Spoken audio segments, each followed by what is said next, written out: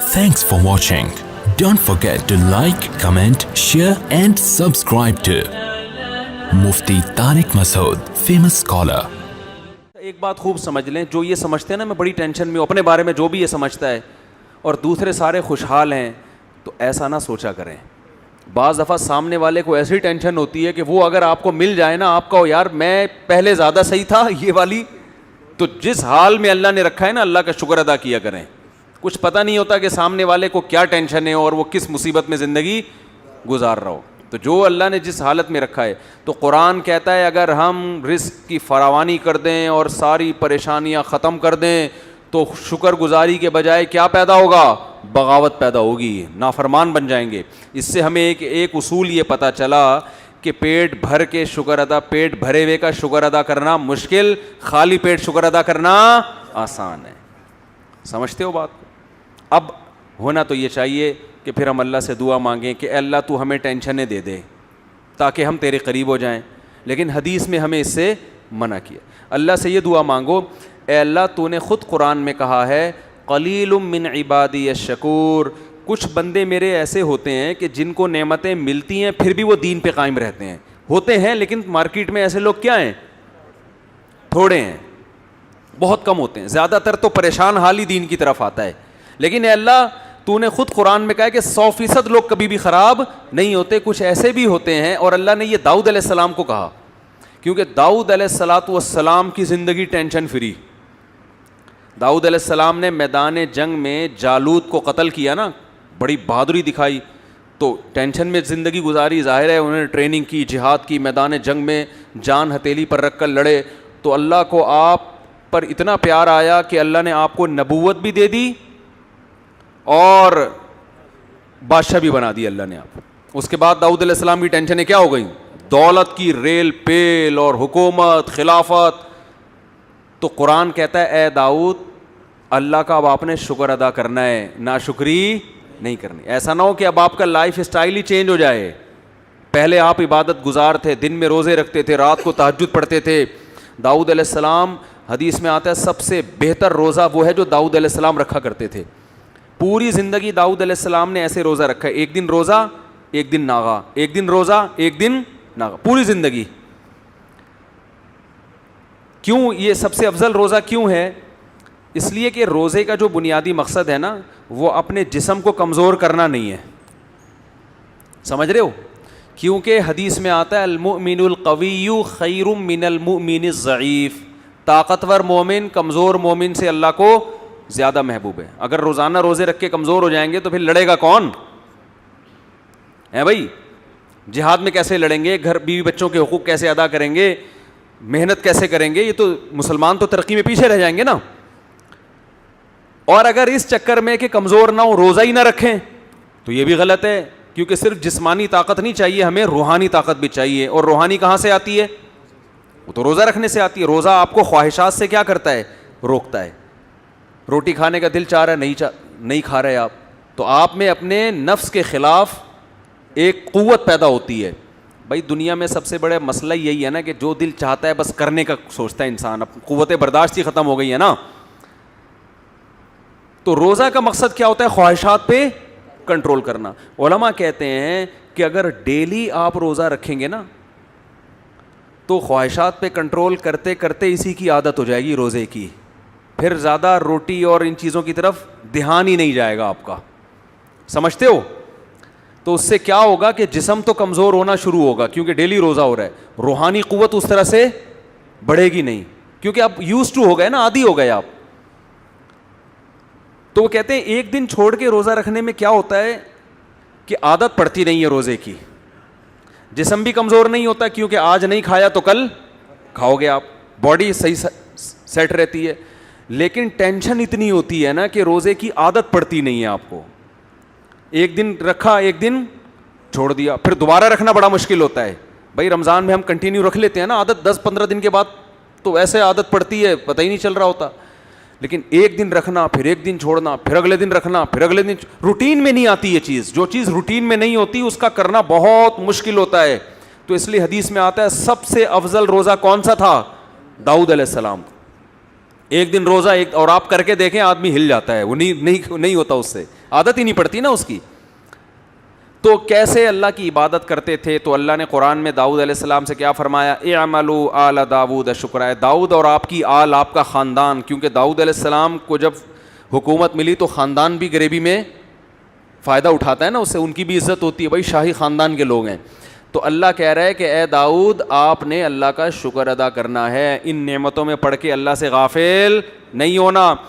آگے اللہ نے کیا فرمایا؟ قلیل من عبادی الشکور، میرے بندوں میں بہت تھوڑے شکر گزار ہوتے ہیں.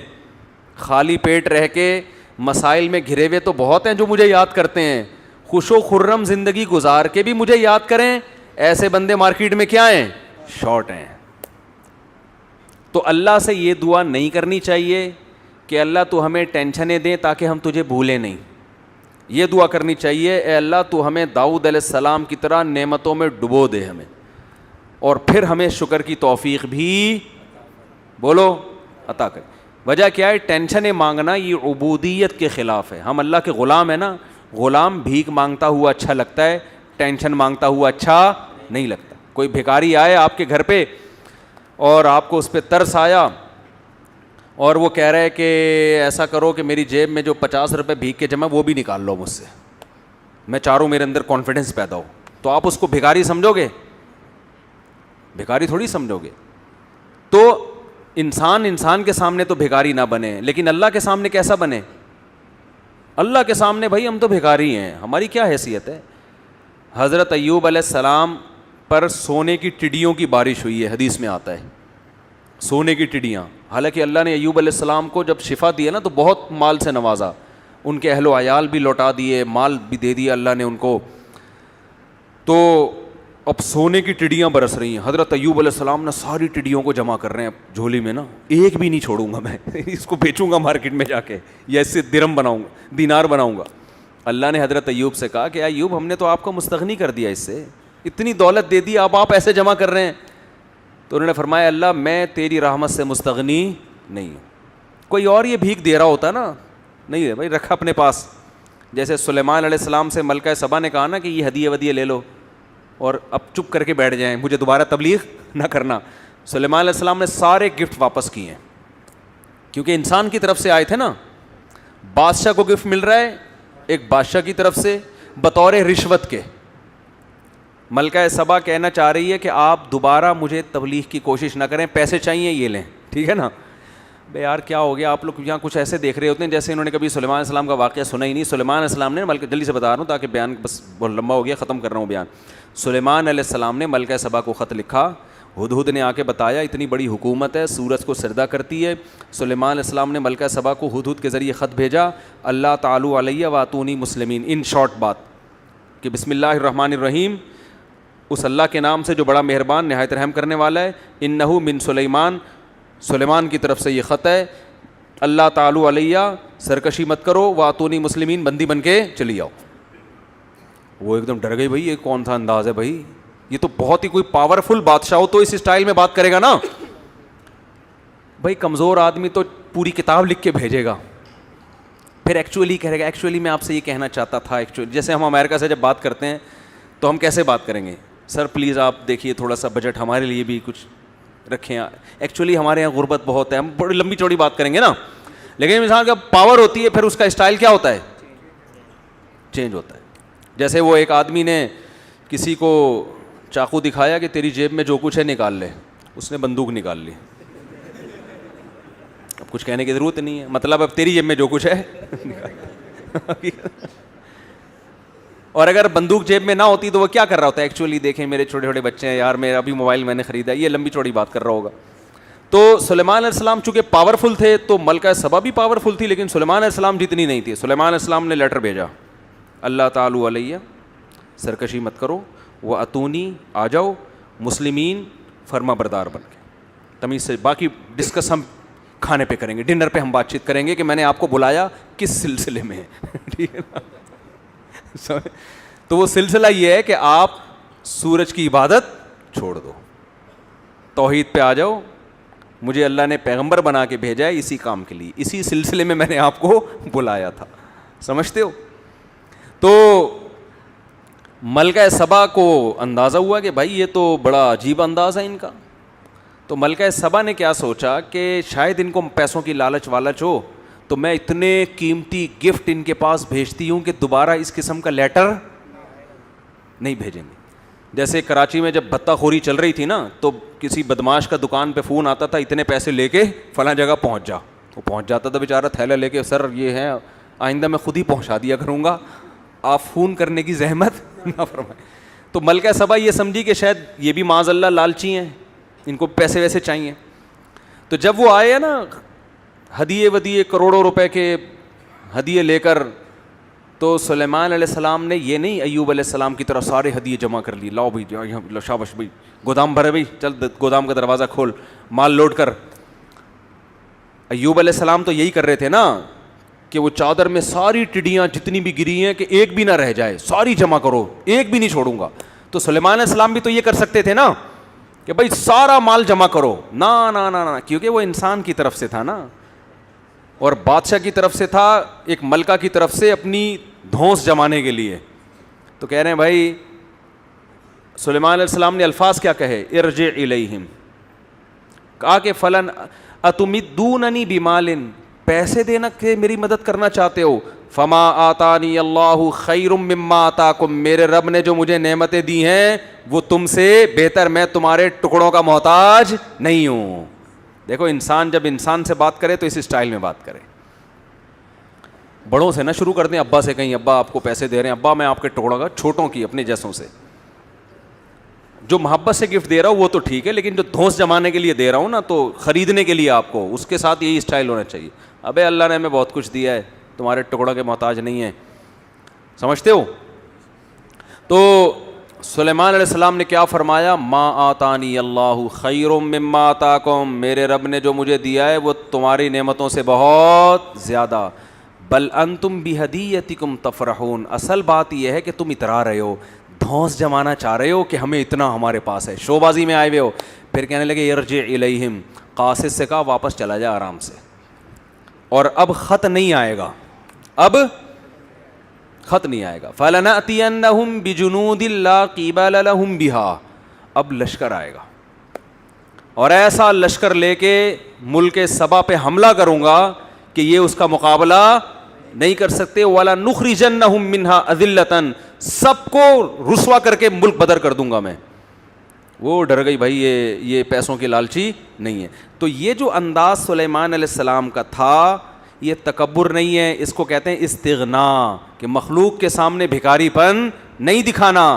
اور ایوب علیہ السلام کو ٹڈیاں جو دے رہی تھی ملکہ سبا نہیں دے رہی تھی, وہ کون دے رہا تھا, وہ آسمان سے گر رہی تھی اللہ کی طرف سے, تو ساری جمع کر رہے ہیں. تو اللہ نے کہا کہ اے ایوب کیا ہم نے آپ کو مستغنی نہیں کر دیا, ہم نے تو بہت دولت دی آپ کو. تو ایوب علیہ السلام نے کہا اللہ میں تیری رحمت سے مستغنی نہیں ہوں, جتنا دے میں بھکاری ہوں. اب بھکاری کو آپ پیسے نکال کے دیتا رہو نا, 6 مہینے کھڑا رہے گا, جائے گا نہیں وہاں سے, بلکہ جتنا دو گے نا کہے گا اور دے دو. تو اللہ کو مخلوق, ہم سب فقیر ہیں اللہ کے در کے, تو اللہ کے سامنے یہ کہ میں کیا بھائی, جو کچھ دیا اللہ نہیں دیا تمہیں تو اور دے دو. موسیٰ علیہ السلام نے بھی یہی موسیٰ علیہ السلام کے ساتھ بھی ہوا. موسیٰ علیہ السلام نے جب 2 بچیوں کو پانی پلایا کنویں پہ, مسافر تھے, کوئی قسم پرسی کی حالت میں تھے, نہ کوئی ٹھکانہ ہے, نہ کھانے کا انتظام, نہ کوئی ملازمت, تو 2 لڑکیوں کو پانی پلایا. تو اب ان کے دل میں خیال ہوا کہ اگر ان میں تھوڑی سی حیا ہوئی, غیرت ہوئی, تو ہو سکتا ہے یہ اپنے والد سے بتائیں اور والد مجھے اس کی اجرت دے دیں, پیسے دے دیں. بہت اہم ٹیکنیکل پوائنٹ ہے, اس کو سمجھیں کہ ہو سکتا ہے ان کے ابا میرے لیے کوئی پیسوں کا اجرت دے دینا کہ تم نے میری بیٹیوں کی خدمت کی ہے. امکان تھا نا. اب ہونا تو یہ چاہیے تھا کہ بھئی جا کے ان لڑکیوں سے کہہ دیتے دیکھو میں مسافر ہوں, میں نے تمہیں پانی پلایا ہے اور مجھے بھوک بھی لگ رہی ہے, نہ میرے پاس کوئی ٹھکانہ ہے, تو تم نے بتایا تمہارے ابا بوڑھے ہیں, تو ابا سے جا کے بولو کہ کچھ تھوڑا سا روٹی پانی کا انتظام ہو جائے. ہونا تو یہ چاہیے تھا نا. لیکن موسیٰ علیہ السلام نے ایسا بولو نہیں کیا. کیوں؟ اس لیے کہ اس سے یہ میسج جاتا کہ لیبل خدمت کا ہے مگر اس کے پیچھے اپنا مفاد ہے. دو پوائنٹ ہیں, بس یہ بات کر کے بیان ختم کرتا ہوں, بہت اہم پوائنٹ ہے. دیکھو موسیٰ علیہ السلام جب گئے نا ان لڑکیوں کے ابا سے ملے, بعد میں جا کے ابا نے کہا کہ آپ 10 سال بکریاں چراؤ, یہ خدمت آپ کرو گے, اس کے بدلے میں میری بیٹی آپ کے نکاح میں. یہاں موسیٰ علیہ السلام خدمت کا معاوضہ لے رہے ہیں کہ نہیں لے رہے؟ بولو نا, سیدھا صاف کہہ رہے ہیں کہ میرا مہر یہ کہ 10 سال میں بکریاں چراؤں گا, لیکن آپ کی بیٹی میرے نکاح میں آپ کو دینی ہے, یہی مہر ہے. یہاں خدمت کا معاوضہ لے رہے ہیں اور وہاں خدمت کی ہے تو 1 روپیہ نہیں مانگ رہے. دونوں میں فرق کیا ہے؟ بات آ رہی ہے سمجھ میں؟ فرق یہ ہے کہ وہاں خدمت میں ظاہر یہ تھا, لیبل جو لگا ہوا تھا خدمت برائے خدمت کا لیبل تھا, کیونکہ جب دیکھا کہ 2 بچیاں پیچھے کھڑی ہوئی ہیں تو حضرت موسیٰ کو ان پہ ترس آیا اور ان کے پاس جا کے پوچھنے لگے ما خطبکما, بھائی رش لگا ہوا ہے, لوگ اپنی بکریوں کو پانی پلا رہے ہیں, پانی نکال رہے ہیں, تم دونوں یہاں کیوں کھڑی ہوئی ہو؟ انہوں نے کہا ہمارا بوڑھا باپ ہے, وہ آ نہیں سکتا اور مردوں کے رش میں ہم جا نہیں سکتے. تو اس وقت موسیٰ علیہ السلام نے یہ نہیں کہا تھا کہ ٹھیک ہے میرے روٹی کا انتظام کر دو تو میں ڈول بھر کے دے دیتا ہوں, وہاں یہ نہیں کہا. وہاں خدمت ہو رہی ہے اور لیبل بھی خدمت برائے خدمت کا. یہ شو کیا جا رہا ہے کہ مجھے تم پہ ترس آ رہا ہے, اور حقیقت میں یہی تھا, مجھے تم پہ ترس آ رہا ہے, تمہارا نمبر تو 6 گھنٹے کے بعد آئے گا, کوئی بات نہیں, میں خدمت کر دیتا ہوں, میں لا کے تمہیں ڈول دے دیتا ہوں. ڈول سے پانی نکال کے ان کو دے دیا, جاؤ بھائی اپنے گھر جاؤ. تو وہاں چونکہ خدمت کا لیبل خدمت کا تھا, وہاں دل میں یہ لالچ رکھنا جائز نہیں تھا. جیسے کہ آج کل لوگ خدمت کر رہے ہوتے ہیں کسی بوڑھے کی, مقصد ہوتا ہے کہ کوئی وصیت لکھ کے چلا جائے ہمارے نام. باس کی خدمت ہو رہی ہے لیکن مقصد ہے کہ ہماری تنخواہ بڑھا دے, چاپلوسی ہو رہی ہے. اماں کے پاؤں دبائے جا رہے, بیگم کے ساتھ بہت اچھے بن گئے, نیت یہ کہ دوسری شادی کی اجازت دے دیں. بعض جب مرد دوسری کا ارادہ کرتا ہے نا, بیگم کے ساتھ بہت اچھا سلوک شروع کر دیتا ہے, وہ عورتیں سمجھ جاتی ہیں اس کے ارادے نیک نہیں ہیں. تو یہ بھی خیانت ایک قسم کی کہ آپ لیبل خدمت کا لگا رہے ہو اور دل میں آپ کے کیا ہے, مقصد کچھ اور ہے. یہ خیانت ہے, یہ شریعت میں پسندیدہ کام نہیں ہے. تو وہاں موسیٰ علیہ السلام نے لیبل چونکہ خدمت کا لگایا تھا, اس لیے ان سے نہ روٹی کا مطالبہ کیا, نہ یہ کہا کہ میں مسافر ہوں, میرے لیے کوئی انتظام ہو جائے رہائش کا, کچھ ایک حاجت بھی ذکر نہیں کی. لیکن کیا پیغمبروں کی طبیعت میں اعتدال ہوتا ہے, کیسے فطرت پر ہوتے ہیں. دل میں ایک لالچ پیدا ہوئی, ایک طمع پیدا ہوئی کہ بھائی ہو سکتا ہے ان کو خود ہی خیال آ جائے کہ بھائی ایک بندے نے ہماری خدمت کی ہے تو اس سے ہم حال احوال تو پوچھیں, کون ہو, کہاں سے آئے ہو, کدھر رہتے ہو.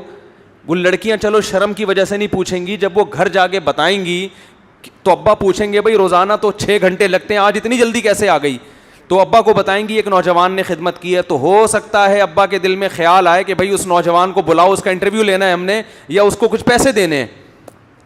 یہ ساری چیزیں حضرت موسیٰ کے دماغ میں پیدا ہونا شروع ہوئی, مگر ان لڑکیوں سے نہیں کہہ رہے. مگر اب یہ بھی نہیں ہے کہ جب حضرت موسیٰ کے دل میں یہ خیال آیا تو اللہ سے بھی نہ کہیں, نہ, ہاتھ اٹھا کے اللہ سے دعا مانگنا شروع کر دی کہ اللہ میرے دل میں یہ خیال تو آ رہا ہے کہ شاید یہ مجھے بلائیں, ان کے والد صاحب کوئی پیسے ویسے دے دیں مجھے, اس کی اجرت دے دیں تاکہ میرے لیے 1-2 وقت کی روٹی کا انتظام ہو جائے, ٹھکانہ مل جائے. تو اے اللہ میں ان سے تو نہیں کہہ رہا, کیونکہ پھر ان کے دل میں یہ وسوسہ آ سکتا ہے کہ یہ اس خدمت کے پیچھے معاذ اللہ لالچ تھی, جبکہ میری خدمت کے پیچھے کوئی لالچ نہیں تھی.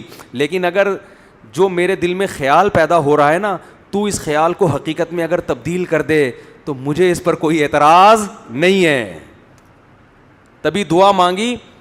ثم تولی الی الظل, قرآن کہتا ہے درخت کے سائے کے نیچے آئے اور اللہ سے دعا مانگ. جب بچیوں کو پانی پلایا نا لڑکیوں کو, تو فوراً درخت کے نیچے آ کے کھڑے ہو کر کہنے لگے ربی انی لما انزلت الی من خیر فقیر, اے اللہ تو نے اگر میری طرف کسی خیر کے نازل کرنے کا ارادہ کر لیا ہے تو میں اس کا فقیر ہوں, محتاج ہوں, اپنے فیصلے سے پیچھے نہیں ہٹنا. ٹھیک ہے نا, کیا زبردست بلاغت ہے قرآن کی, اور پیغمبر کیسے اعتدال پر ہوتے ہیں. اللہ سے مستغنی, آپ نے بھی اگر کسی کی خدمت کی نا اور آپ کو یہ خیال آ جائے کہ شاید پیسے دے دے اور آپ محتاج بھی ہو, اس سے نہیں مانگو, مگر اللہ سے کہہ سکتے, اللہ سے آپ ضرور کہو, اللہ سے تھوڑی مستغنی ہے.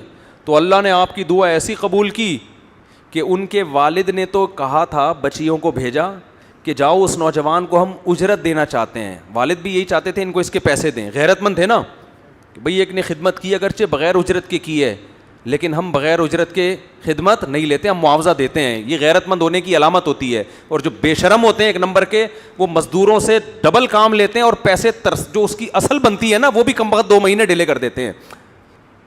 ایسے بھی مارکیٹ میں آپ کو بے شرم ہول سیل کے حساب سے ملیں گے. ادھر موسیٰ علیہ السلام کے جو سسر تھے وہ فری کی خدمت کے بھی کہہ رہے نہیں, فری میں نہیں بلکہ اس کا معاوضہ دوں گا. اور یہاں پہلے بتاتے ہیں تمہاری یہ دہاڑی ہے, کام اس سے زیادہ لیتے ہیں اور ٹائم پہ اجرت نہیں دیتے. تو یہ غیرت کے بالکل الٹ ہو گئے کہ نہیں ہو گئے؟ تو اب بتاؤ کون سا اچھا ہے, بے غیرت بننا اچھا ہے یا غیرت والا بننا اچھا ہے؟ جب غیرت والے بنو گے نا تو اللہ کے وہ معاملات ہوں گے جو موسیٰ علیہ السلام کے ساتھ ہوئے اور ان کے سسر کے ساتھ ہوئے. پھر غیب سے اللہ کی مددیں ایسے ہوتی ہیں. تو حضرت موسیٰ علیہ السلام گئے ہیں, ان لڑکیوں نے کہا کہ بھئی ہمارے والد آپ کو اجرت دینا چاہتے ہیں. اور وہ اجرت جب پورا انٹرویو ہوا تو حضرت وہ جو انہوں نے تو کہا میں اپنی ایک بیٹی آپ کے نکاح میں دینا چاہتا ہوں. پورا گھر کا انتظام ہو گیا کہ نہیں ہو گیا بھائی, شادی بھی ہو گئی, ملازمت بھی مل گئی, بھی بکریاں چرانی ہے, کھانے پینے کا بھی انتظام, بیگم بھی مل گئی, مسافر کو اور کیا چاہیے بھائی, سارے انتظامات ہو گئے. کیوں؟ دعا بڑی تگڑی مانگی تھی. تو میری بھی یہ عادت ہے, مجھے بھی کبھی کہیں کچھ ایسا امید ہو نا کسی بھی معاملے میں تو میں یہ دعا لازمی پڑھتا ہوں, ربی انی لما انزلت الی من خیر فقیر. اس کو یاد کر لیں, کہیں آپ کو امید ہو نا کہیں سے کچھ ملنے والا ہے آپ کو, تو آپ اور اس سے کہنا نہ چاہ رہے ہو آپ, تو پھر اس سے نہ کہیں لیکن اللہ سے, اے اللہ اگر اس کے دل میں خود ہی خیال آ جائے تو میں تیری رحمت کا بہرحال محتاج. تو بات کو سمیٹتا ہوں یار, کہاں سے کہاں چلے گئے. آج تو میں نے مختصر بیان کرنا تھا, بہت ہی لمبا ہو گیا. تو میں یہ عرض کر رہا تھا کہ داؤد علیہ السلام کو اللہ نے نعمتیں دی اور فرمایا کہ شکر گزار لوگ تھوڑے ہی ہوتے ہیں, جو تھوڑی چیز ہوتی ہے اس کی قدر ہوتی ہے نا. تو ہمیں بھی اللہ سے دعا مانگنی چاہیے, اللہ تو نعمتیں دے مگر تکبر نہ ہو. تو قوم عاد اور قوم سمود کا مسئلہ کیا تھا؟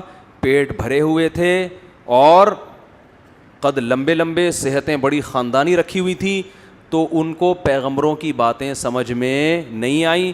تو اللہ نے ان دونوں قوموں کو جو ہلاک کیا بہت ہلکی چیز سے, آواز سے ہلاک انسان آرام سے ہوتا نہیں, بڑے بڑے دھماکے ہوتے ہیں, بہت بڑا دھماکہ ہوگا تو کان کے پردے پھٹ جائیں گے. لیکن اللہ کہتے ہیں ہم نے فرشتے کو حکم دیا, زور سے چیخ مارے اور ان کے کلیجے پھٹ جائیں. آواز ہلکی چیز ہے. تو اللہ نے یہ بتانے کے لیے کہ تم جو اپنے قد کاٹ پہ ناز کرتے ہو نا, تم ہمارے فرشتے کی آواز کے سامنے نہیں ٹھہر سکتے جو اتنی ہلکی چیز ہے. اور قوم عاد کو تباہ کیا ہوا سے. ہوا بھی بہت ہلکی چیز ہے, ہوا بھی بہت طوفانی چلے گی تو پھر بھی مرتے نہیں ہیں لوگ اتنے آرام سے. لیکن اللہ کہتے ہیں ہم نے قوم عاد پر 6-7 دن اور 8 راتیں جو ہوا مسلط کی ہے, اس 7 لیال و 8 ایام, 7 راتیں اور 8 دن جو ہوا مسلط کی ہے, تو فطر القوم فیہا سرعا. اے مخاطب اگر تو اس منظر کو دیکھتا تو تجھے ایسا لگتا, سرعا عربی میں کہتے ہیں جو پہلوان جس کو پچھاڑا گیا ہو رنگ میں. پہلوان کو گرانا آسان کام نہیں ہوتا, اس کو اٹھا کے پٹخا جاتا ہے, اسی جیسا پہلوان. تو اللہ کہتے ہیں تو اس قوم کو اگر اس منظر کو دیکھتا نا, 8ویں دن جو ان کی حالت ہوئی ہے, 8ویں دن کا جب سورج غروب ہوا ہے, تو اے مخاطب اگر تو وہاں کھڑے ہو کر اس قوم کو دیکھتا, پہلوان ہیں جن کو اٹھا کے پٹخا دکھ گیا ہے. کأنہم اعجاز نخل خاویہ, جیسے کھجور کے درخت ہوتے ہیں نا, باغات ہوتے ہیں, اور ان کو جڑوں سے کاٹ دیا جائے تو تنے کیسے زمین پہ گرے ہوئے ہوتے ہیں, ایسے بڑے بڑے قداور لوگ زمین پر پڑے ہوئے تھے. تو اللہ نے بتا دیا کہ انسان پہ تکبر زیب نہیں دیتا, کوئی اوقات نہیں. ہوا ہمارا بیڑا غرق کر سکتی ہے, پانی بیڑا غرق, پتنگوں کی طرح پانی میں بہتے ہیں لوگ. تو اس لیے بھائی یہ روڈ لائنر بننے کی بالکل بھی ضرورت نہیں ہے. اور زبان سے بھی کبھی ایسے جملے نہ نکالا کرو. تو جب تک تواضع نہیں ہوگی انسان اللہ کو نہیں مانتا, حقوق بھی ادا نہیں کرتا. جو لوگ عورت پہ ظلم کرتے ہیں نا گھر میں بیوی پہ, کیوں؟ اس لیے کہ ان کو کمزور ہوتی ہے. اکثر میں نے جو عورتوں پہ ظلم کے کیس آئے ہیں نا, یہ وہ آئے ہیں جہاں لڑکی کے بھائی اسٹرانگ نہ ہو, لڑکی کا باپ مضبوط نہ ہو. آپ کسی مضبوط آدمی کی بیٹی سے شادی کرو, پھر ظلم کر کے دیکھو, نہیں کرتے, بڑے تمیز سے حقوق ادا کر رہے. میرے پاس تو ہر طرح کے کیس آتے ہیں نا, عورتوں پہ ظلم کے جو کیس میرے پاس آتے ہیں ان میں 99% وہ عورتیں جن کے شوہر ظلم کر رہے ہوتے ہیں, جن کے پیچھے مضبوط بھائیوں کی یا مضبوط باپ کی سپورٹ نہیں ہوتی. مولانا اشرف علی تھانوی رحمۃ اللہ نے تو یہاں تک لکھا ہے کہ لڑکی کے بھائی اور باپ ہوتے ہیں نا تو پھر شوہر حقوق ادا کرتا ہے. اس زمانے میں اللہ کے خوف سے حقوق ادا کرنے والے بہت تھوڑے ہیں. ایک صاحب آئے میرے پاس, جب متحدہ کا بڑا زور تھا نا ایک زمانے میں, کراچی میں متحدہ, وہی ہر جگہ متحدہ, تو وہ اپنی بیگم کے کس واقعہ سنا رہا ہے, یار یہ میرے کیا ہے, یوں کیا ہوا ہے, خودکشی کرتی ہے, پتہ نہیں کیا کیا, بہت ہی زیادہ جب ظلم کی داستان. تو میں نے کہا یار اگر واقعی ایسا, مجھے نہیں پتا حقیقت میں ایسا ہے یا نہیں, تو پھر تو علیحدگی اختیار کر لینی چاہیے. اس نے کہا متحدہ کا, لڑکی کے بھائی متحدہ کے ہیں, 90 پہ بیٹھتے ہیں. میں نے صبر کرو بھائی. لڑکی کے بھائی, اس نے کہا کہاں کے ہیں, 90 میں اٹھنا بیٹھنا ہے. میں نے کہا پھر صبر کے علاوہ کوئی آپشن. تو عورت مضبوط ہے تو میاں کا جنازہ نکال دیتی ہے, آدمی مضبوط ہے تو بیوی کو لفٹ ہی نہیں کراتا. تو یہ چل رہا ہے, 99% ایسا ہی ہو رہا ہے. عزت دار آدمی وہ ہے کہ جس کے ہاتھ میں عورت کمزور ہو مگر وہ خدا کے خوف سے اس کا حق ادا کرے. اور یہ جب ہے جب آپ میں تکبر نہیں ہوگا. آپ کہو گے بھائی اس کو عورت اللہ نے بنایا, مجھے مرد اللہ نے بنایا, یہ میرا کمال نہیں ہے کہ میں اس کمزور پہ ظلم کروں. اور نہ صرف یہ کہ میرا کمال نہیں ہے, بلکہ جس نے مجھے بھیک میں یہ نعمتیں دی ہیں وہ یہ نعمت چھین بھی سکتا ہے. میں نے اپنی زندگی میں بعض لوگوں کو دیکھا بڑا تکبر کیا کرتے تھے, ایسی بیماری ہوئی نا کہ روتے رہتے ہیں سارا دن اور استغفار کرتے ہیں کہ ہم نے ظلم کیا لوگوں کے اوپر. تو اس لیے بھائی نہ کبھی زبان سے ایسا بڑا جملہ نکالے انسان, اور نہ کبھی اپنے سے کمزور کو اپنے سے کمتر سمجھے. اور یہ استحضار رکھے, استحضار کہتے ہیں ہر وقت ذہن میں یہ بات حاضر رکھنا. اس کو استحضار کا لفظ تھوڑا آج کل مشکل ہے نا, بہت سے لوگ سمجھتے نہیں ہیں. یعنی ہر وقت دماغ میں یہ چیز رکھنا کہ یہ سب نعمتیں کس نے دی ہیں, اللہ نے, اور اسے چھیننے کی طاقت بھی ہے. صرف اتنا کافی نہیں ہے کہ دی ہیں, بلکہ یہ چھین بھی سکتا ہے, تو کسی بھی وقت چھین سکتا ہے. تو یہ چیز جس میں پیدا ہو گئی وہ انشاءاللہ لا مذہب نہیں بنے گا, وہ خدا کا باغی نہیں بنے گا. اور جس میں یہ صفت پیدا نہیں ہوئی وہ متکبر بنے گا, اور تعلیم یافتہ ہونے کے باوجود وہ خدا کے قریب جانے کے بجائے خدا سے دور ہوگا. اللہ تعالیٰ سمجھنے کی عمل کی توفیق عطا فرمائے.